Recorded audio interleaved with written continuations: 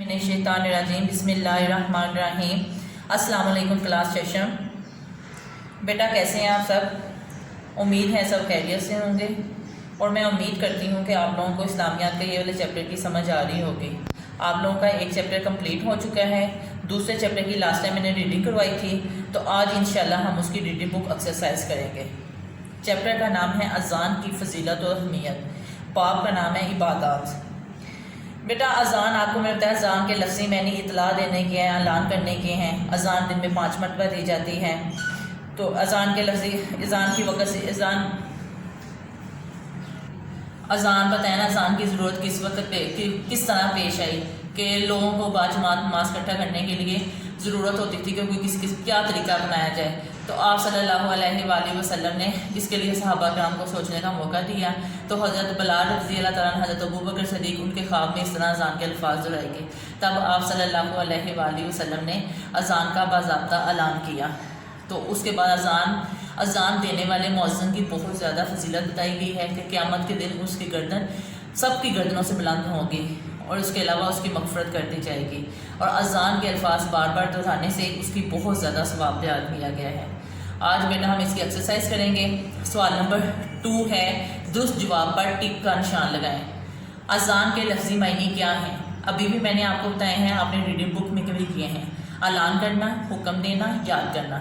अज़ान के लफ्ज़ी मायने हैं ऐलान करना। बे ऑप्शन है, अज़ान की आवाज़ दिन में कितनी मरतबा होती है? ज़ाहिर जितनी नमाज़ें फ़र्ज़ हैं उतनी ही ज़्यादा ये दफ़ा जो है ना अज़ान के अल्फाज होती है। 5 हम नमाज़ें पढ़ते हैं तो 5 मरतबा अज़ान की आवाज़ बुलंद होती है। अज़ान की आवाज़ बुलंद करने वाले को क्या कहते हैं? मुअज़्ज़िन। अज़ान सुनते ही शैतान पर क्या असर होता है? वो भाग जाता है। अज़ान की आवाज़ से मुसलमानों पर क्या असर पड़ता है? ईमान मजबूत होता है। अब बेटा 3 वाला क्वेश्चन है, दुरुस्त जुमलों के सामने टिक और गलत के सामने क्रॉस का निशान लगाएं। आगे देखिए 2 कॉलम बने हुए हैं। जो गलत ऑप्शन होगी वो गलत के नीचे लगानी है। यहाँ पे टिक लगाने का ये मतलब नहीं है कि ये ठीक है, कहने का मतलब है कि ये गलत है, गलत वाले कॉलम में लगाना है। अज़ान के लफ्ज़ी मानी इतला देने के हैं, दुरुस्त। अज़ान की आवाज़ सिर्फ पाकिस्तान में बुलंद होती है, गलत। जो इस्लामी मुल्क है वहाँ पे अज़ान की आवाज़ बुलंद होती है। हिजरत के बाद आप सल्लल्लाहु अलैहि वसल्लम मदीना मुनव्वरा तशरीफ़ लाए तो मस्जिद नबी की तामीर हो चुकी थी, गलत। हज़ूर अकरम सल्लल्लाहु अलैहि वसल्लम ने हज़रत उस्मान रज़ी अल्लाह तआला को अज़ान के अल्फाज सिखाए, गलत। हज़रत बिलाल रज़ी अल्लाह तआला अन्हु को सिखाए। अज़ान कहने वाले को मुअज़्ज़िन कहते हैं, राइट, दुरुस्त है। अब बेटा 4था सवाल है रीडिंग बुक का, खाली जगह मुनासिब अल्फाज से पूर करें। अज़ान के लफ्ज़ी मैंने देखें MCQs की शक्ल में भी आया, टिक क्रॉस में भी आया, अब ब्लैंक्स में भी आ गया। अज़ान के लफ्ज़ी मैंने इतला देने या ऐलान करने के हैं।